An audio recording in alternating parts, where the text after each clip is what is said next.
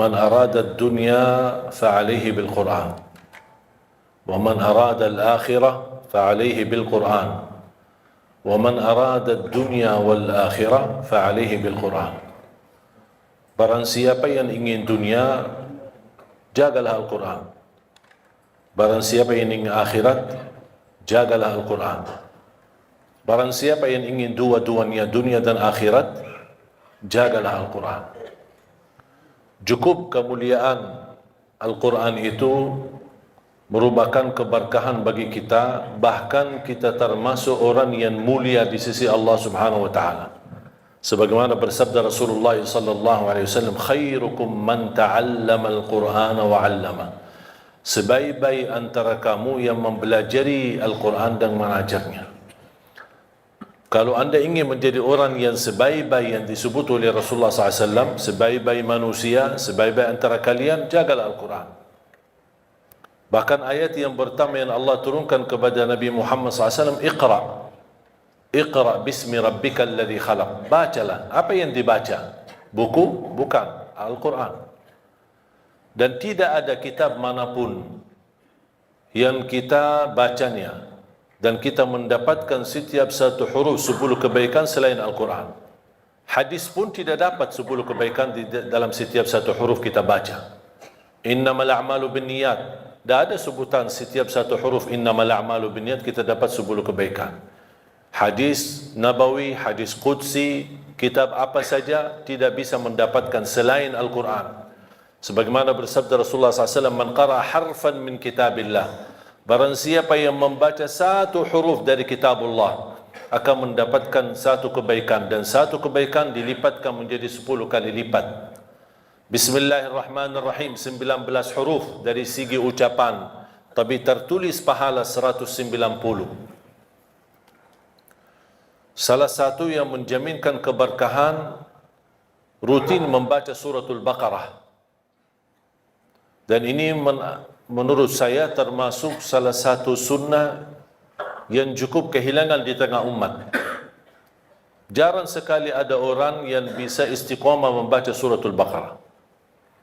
Padahal kalau kita baca suratul Baqarah secara rutin dan bacaan kita standar, cukup lancar, saya tidak terlalu lancar tapi cukup lancar, standar, insyaAllah 1 jam kita tuntas selesai suratul Baqarah.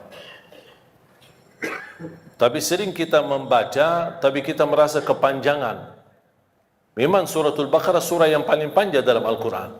Tapi kenapa kita bisa merasa kepanjangan? Karena ketika kita membaca suka melihat halaman belakang. Makanya tidak baca-baca. Itu yang membuat agak keberatan. Kita sudah semangat memulai, kita ingin meraih pahala yang begitu besar. A'udzubillahi minasyaitonirrajim. Bismillahirrahmanirrahim. Alif lam mim. Dzalikal kitabu la raiba fihi hudan lil muttaqin alladzina yu'minuna bil ghaibi wa yuqimuna as-salata wa mimma razaqnahum yunfiqun. Kita semangat membaca sambil kita melihat. Oh ya, kapan habisnya? Makanya itu yang membuat kita banyak malas membaca Al-Quran. Karena kita ingin mengejar habisnya. Seharusnya jangan difikirkan kapan habisnya, tapi kapan mulainya. Sejauh apapun jaraknya, kalau kita tidak berlangkah, tidak bakal sampai. Dan sedekat apapun, kalau kita tidak berlangkah sama sekali, tidak bakal sampai. Tapi sejauh apapun langkah kita, jarak kita, tapi kalau kita berlangkah walaupun satu, insya Allah bakal sampai. Begitu juga Al-Quran. Makanya kalau kita baca, saya nasihatkan, jangan coba-coba buka halaman belakang.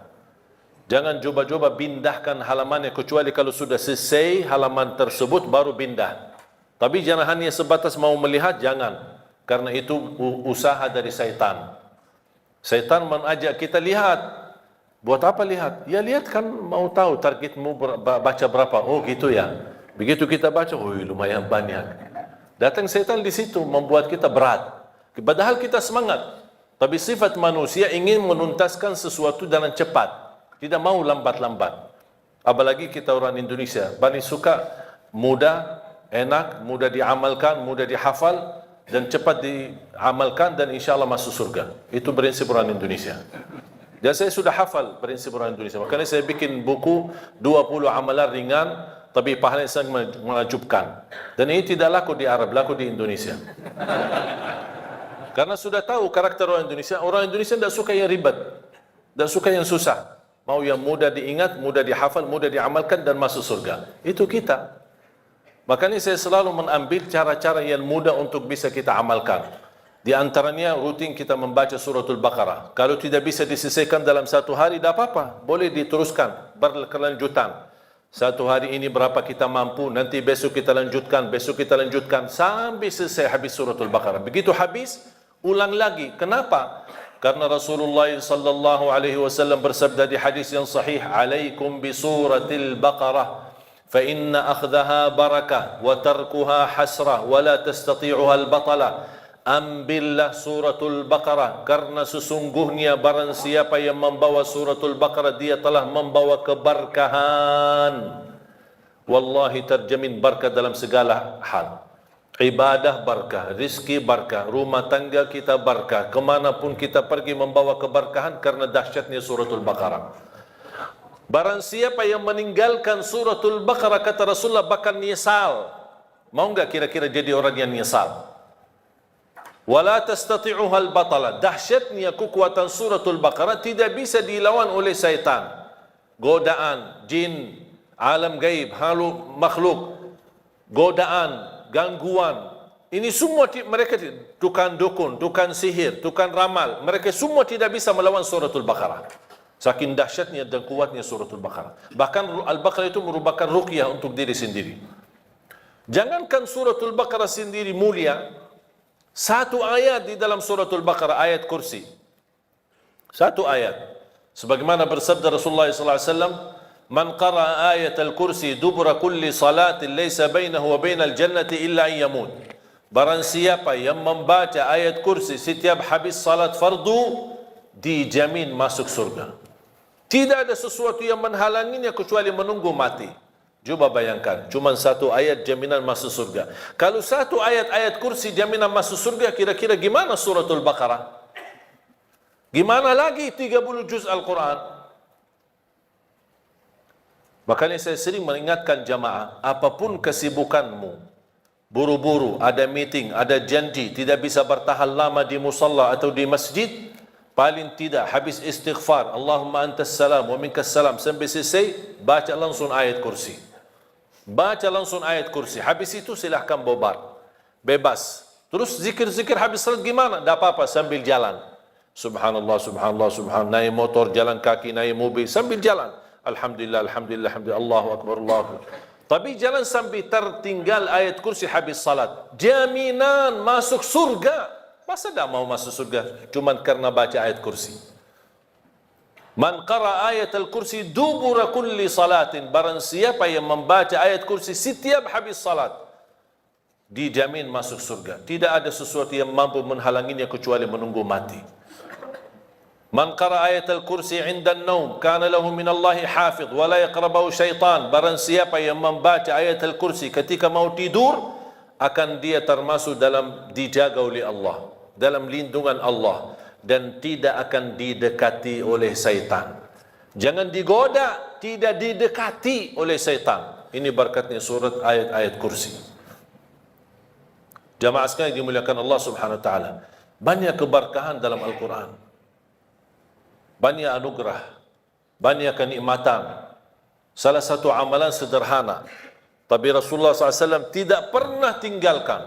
Sampai di saat sakratul maut, Rasulullah SAW masih mengamalkan. Walaupun secara fisik, karena menghadapi sakratul maut, Rasul tidak mampu mengangkat tangannya, dibantu oleh Siti Aisyah radhiyallahu anha mengangkat tangan Rasulullah SAW. Baca 3 qul di saat mau tidur. Dalam kondisi duduk, menghadapi kiblat, tidak menghadapi kiblat, dan kita baca.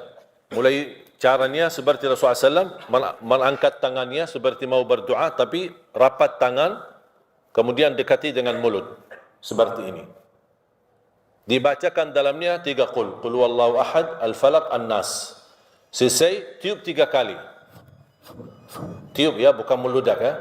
Tiup 3 kali. Baru usap badan. Dari kepala sampai ujung kaki. Dari depan dan belakang. Kalau belakang sesuai kemampuan. Jangan maksa-maksa. Ya sesuai kemampuan. Kemudian habis selesai, diulang lagi. Seperti ini. Baca Qul Huwallahu Ahad, Al-Falaq, An-Nas. Kemudian tiup 3 kali. Kemudian usap badan. Dari kepala sampai ujung kaki. Sambil 3 kali. Seperti ini. Qul Huwallahu Ahad, Al-Falaq, An-Nas. Kemudian tiup 3 kali. Kemudian usap badan. Ini amalan tidak pernah Rasul tinggalkan. Sampai di sakratul maut sudah menghadapi kematian, datangnya malaikatul maut, Rasul sudah secara fisik tidak mampu angkat tangan. Saking begitu berat sakratul maut. Siti Aisyah yang temani, Siti Aisyah mengangkat tangannya, Siti Aisyah yang mendekati tangan Rasulullah SAW dekat mulutnya Siti Aisyah. Siti Aisyah bacakan, kemudian tiup Siti Aisyah di tangan Rasulullah SAW, kemudian dia menggerakkan tangan Rasulullah SAW untuk usap badan Rasul sendiri. Kata Aisyah radhiyallahu anha, karena tangan Rasulullah jauh lebih berkah daripada tanganku. Makanya Siti Aisyah menggunakan tangan Nabi Muhammad sallallahu alaihi wasallam. Boleh kita berarti dalam contoh ini, kalau kita punya anak-anak sudah tidur duluan, kita boleh bacakan sambil tiup tangan kita, kemudian usap badan anak-anak kita. Wallahi amal itu dahsyat. Gangguan, sihir, hasud, mata orang, dengki, macam-macam orang yang mau menyakiti kita, InsyaAllah dalam lindungan Allah subhanahu wa ta'ala. Disembuhkan dari segala penyakit, rohani maupun jasmani. Dan ini disunnahkan setiap waktu mau tidur.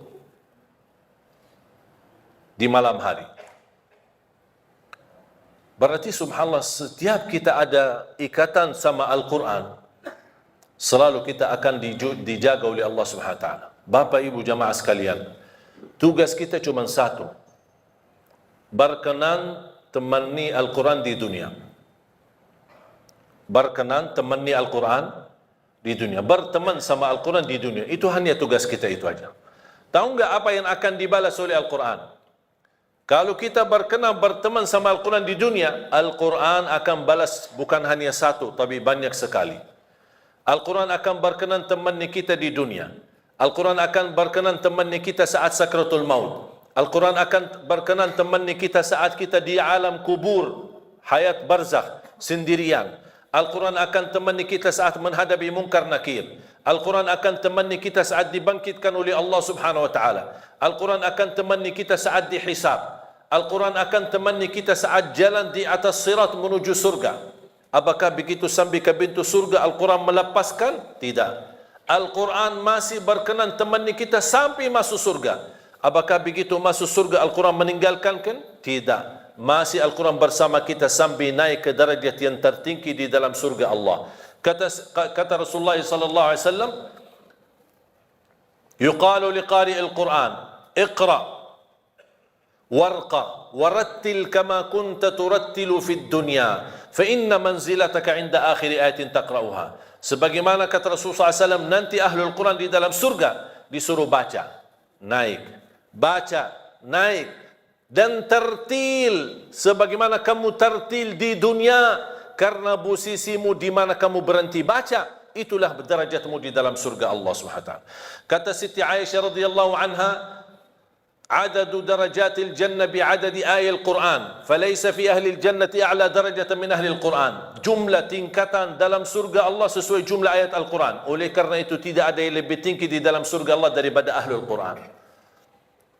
Coba bayangkan, tidak ada sesuatu amalan yang bisa menemani kita di dunia sampai akhirat, bahkan sampai menuju surga selain Al-Quran. Banyak amalan yang lain, sedekah, puasa, salat, ada manfaatnya. Tapi yang berteman kita, menemani kita, bersama kita sampai ke surga, bahkan di dalam surga, masih membawa kita naik ke derajat yang tertinggi, itu Quran. Makanya fantas kita memberikan perhatian sama Al-Quran. Yang aku heran, banyak orang Muslim tapi tidak mampu khatam Al-Quran. Bertahun-tahun berlalu tapi tidak khatam Al-Quran sama sekali. Saya kaget ketika saya diundang di salah satu acara syukuran. Kenapa acara syukuran? Karena ada seorang anak yang sudah khatam Al-Quran. Dan begitu saya hadir, saya fikir kalau bahasa khatam Al-Quran di kota kita di Madinah, Saya ingat waktu kita di Madinah, kalau kita bilang khatam Al-Quran berarti sudah hafal. Jadi saya diundang acara syukuran, katanya ini anak saya khatam Al-Quran. Subhanallah, Masya Allah. Begitu saya mau tes, kayaknya Ustaz salah faham. Ini kenapa? Oh, kami biasa ada budaya kalau kita khatam satu kali seumur hidup bikin acara syukuran. Oh, seumur hidup bikin acara syukuran. Masya Allah. Bukan Masya Allah, na'udzubillah. Ku berarti diajarkan, ditanamkan kepada anak kita cukup seumur hidup satu kali khatam Al-Quran. Padahal Rasulullah SAW mengajarkan kita minimal setiap bulan satu kali. Kalau Rasulullah SAW punya kebiasaan setiap minggu satu kali. Ada sebagian sahabat 3 malam satu kali. Uthman bin Affan setiap malam satu kali.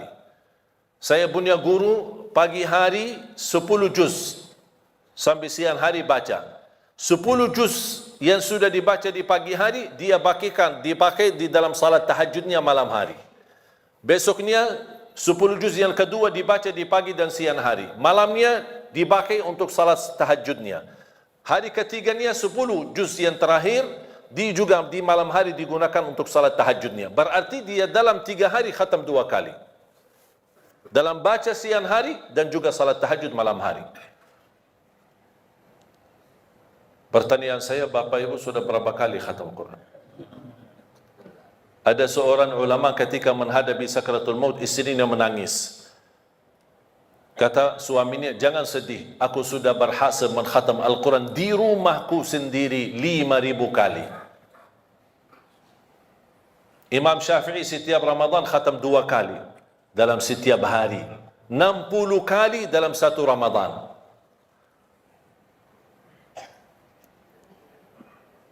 Kira-kira ada target nggak kita khatam Al-Quran?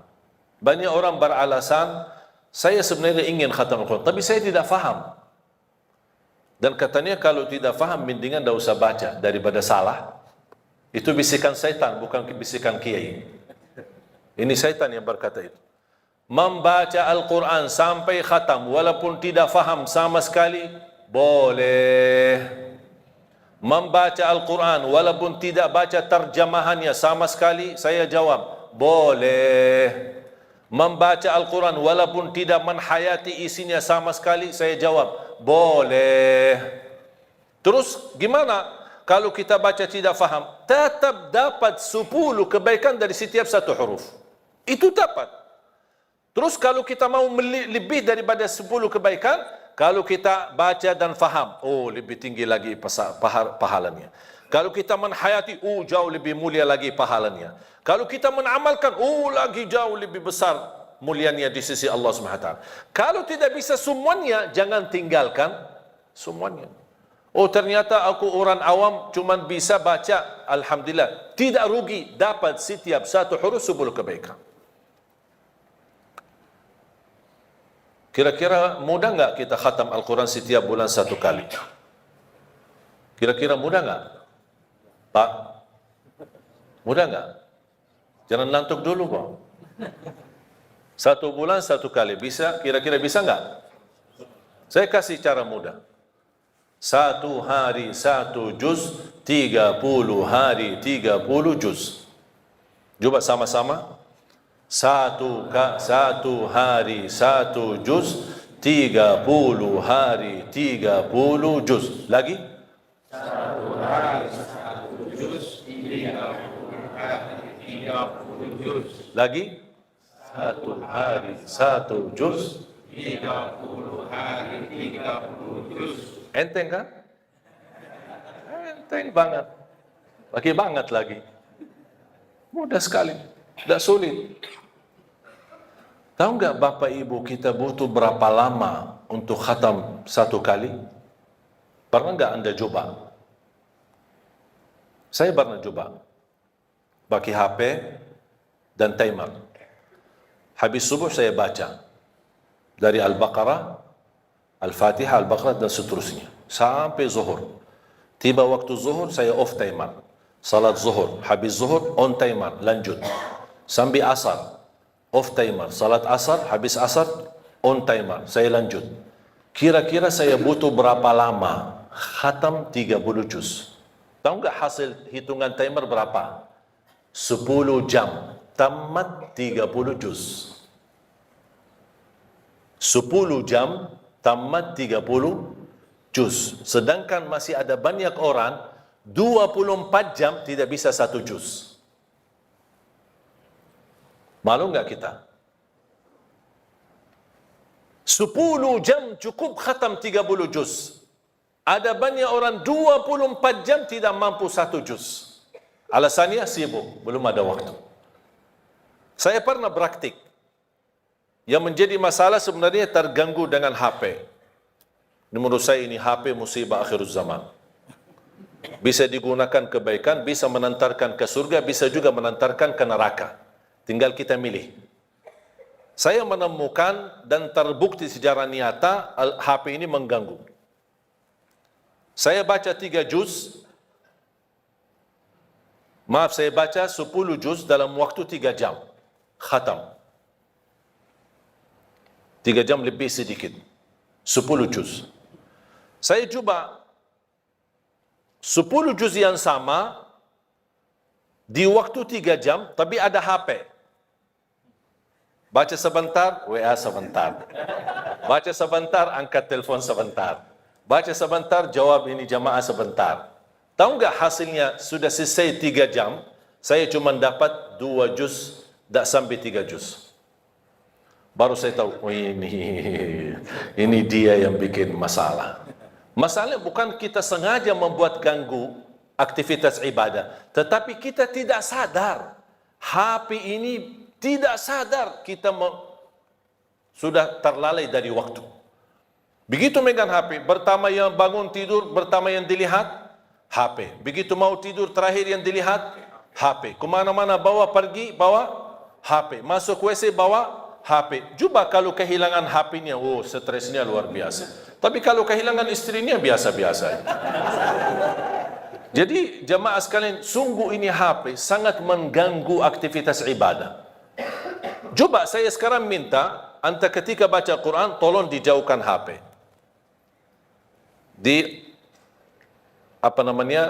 Off atau di silent, atau bisa di off-kan, atau dimatikan, kalau bisa dikuburkan sekalian. Ya, biar ada, antum coba sendiri. Wallahi bakal berhasil khatam Al-Quran dengan mudah. Jangan ada gangguan. Coba lihat. Allah sudah menjanjikan di dalam suratul Qamar ayat 17 dan diulangi beberapa kali di dalam suratul Qamar. Walaqad yassarnal Qur'ana lidzikri fahal min muddakir. Kami telah memudahkan Al-Quran untuk dipelajari. Siapa yang mau?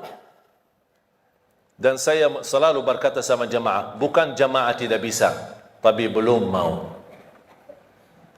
Karena Allah berkata, siapa yang mau, bukan siapa yang bisa. Berarti kalau mau, pasti bisa. Kalau mau, pasti dapat janji Allah. Kemudahan. Kami telah memudahkan Al-Quran untuk dipelajari. Jangankan dipelajari, bahkan bisa hafal, bahkan bisa insya Allah menjadi ahli Quran dunia dan akhirat.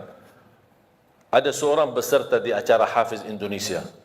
Bapak Ibu suka nonton acara Hafiz Indonesia? Ada salah satu beserta namanya Kaila. Ingat gak Kaila? Ada Kaila sama Aila. Tahu nggak Kaila itu bagaimana? Fisiknya apa? Orang buta.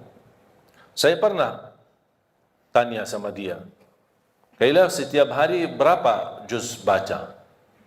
5 sampai 7 juz setiap hari. Dia buta. Saya langsung berkata, Kaila ini kan cukup berat dan cukup banyak. Kamu kan cukup ada alasan yang kuat di hadapan Allah. Bilang aja sama Allah, mohon maaf ya Allah, saya orang buta, tidak bisa baca Quran. Itu kan alasan, pasti Allah terima alasanmu. Apa kata beliau? Coba, seorang anak usia 8 tahun, coba jawabannya seperti apa? Dia berkata, saya malu sama Allah menjadikan buta saya alasan tidak baca Quran. Kira-kira alasan kita apa? Apa yang kita mau bilang sama Allah? Wallahi jamaah sekalian, kalau anda ingin kekayaan, kenikmatan, kebahagiaan, kelancaran, kemudahan, makmurnya rumah tangga, anak salih salihah dan keberkahannya luar, wallahi Al-Quran.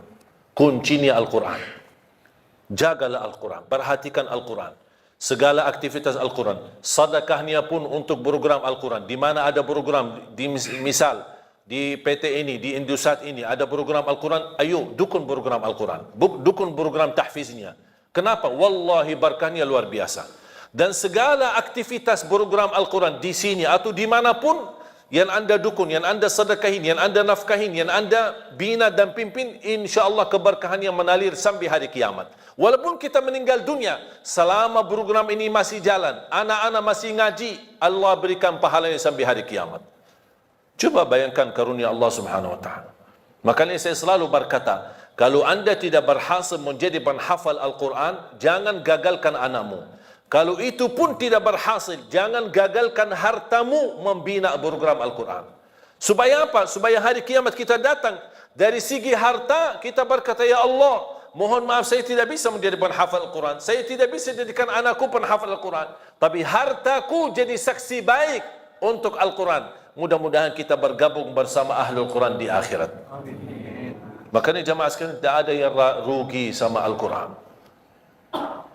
Saya titip terakhir amalan mudah untuk khatam Al-Quran. Tadi sudah saya kasih langkah pertama, 1 hari 1 juz, 30 hari 30 juz. Kira-kira mau nggak ya lebih mudah? Hah? Boleh?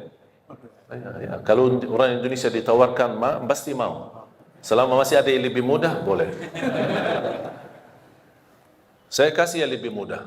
Setiap waktu salat, kan ada salat 5 waktu kan? Setiap waktu salat baca 4 halaman. 4 halaman saja. 4 halaman berarti berapa lembar? 2. 4 halaman subuh, 4 halaman zuhur, 4 halaman asar, 4 halaman maghrib, 4 halaman isya. 4 halaman kali 5 berapa?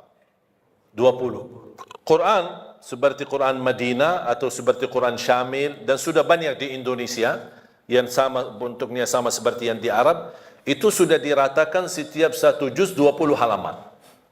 Berarti kalau setiap salat 4 halaman anda sudah khatam, habis isya sudah khatam 1 juz. Jadi membaca 1 juz tidak harus sekaligus, bisa dibagi-bagi. Kira-kira cocok?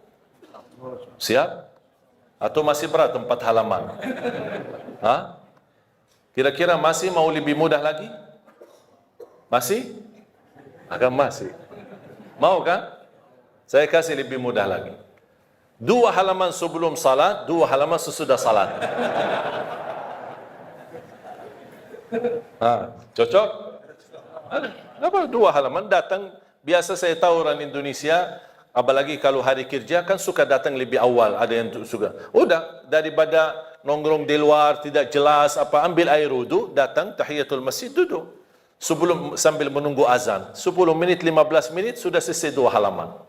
Begitu habis salat, sebelum bubar 2 halaman. Asal jangan bawa HP.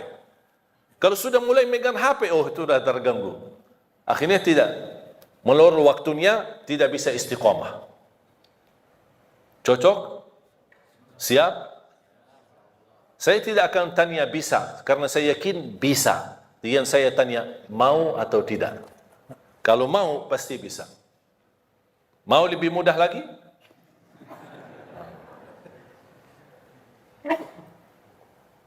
Cara yang terakhir saya kasih, 2 halaman sebelum salat, 2 halaman sesudah salat. Itu termasuk cara yang termudah bagi orang yang paling malas.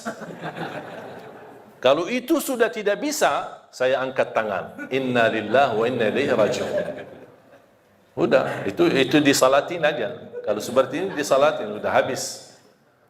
Jamaah sekalian yang dimuliakan Allah Subhanahu wa taala. Saya harap paling tidak mulai harimu baca Quran, tutupi harimu baca Quran. Paling tidak. Wallahi di antaranya antum lihat keberkahannya luar biasa. Sebelum beraktivitas, begitu bangun pagi hari, sebelum pergi ke kerja baca. Saya diajarkan sama guru saya, setiap masuk masjid atau musalla, dimanapun, dalam perjalanan, musafir, dimanapun saya berada, lihat di mana ada Quran, saya ambil Quran, saya baca walaupun 1 ayat. Saya tanya, kenapa wahai guru? Kata beliau, supaya berbanyak saksi di bumi. Berbanyak saksi di bumi.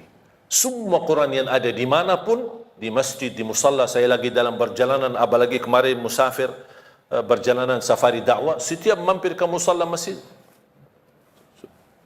ambil berapa Quran, depan, belakang, terus musalla yang lain. Kenapa? Untuk berbanyak saksi, walaupun satu ayat. Dan lihat bagaimana semakin baik hubungan kita sama Al-Quran, semakin banyak kemudahan yang Allah berikan. Terutama suratul Baqarah. Bahkan kalau bisa rutinkan bacaan suratul Baqarah dalam rumahmu.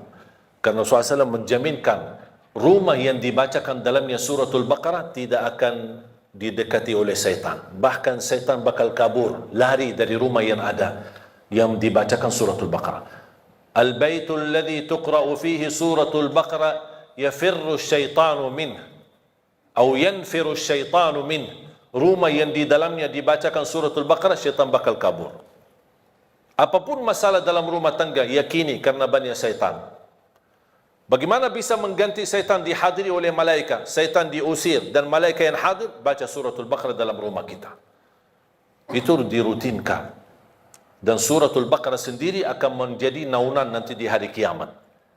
Suratul Baqarah menjadi naungan. Allah jadikan awan di hari kiamat untuk melindungi semua orang-orang yang mencintai suratul Baqarah di dunia. Sungguh Al-Baqarah luar biasa. Mudah-mudahan Al-Baqarah ini dan suratul Quran, ayat Al-Kursi dan surah-surah Al-Quran membawa keberkahan bagi kita semua.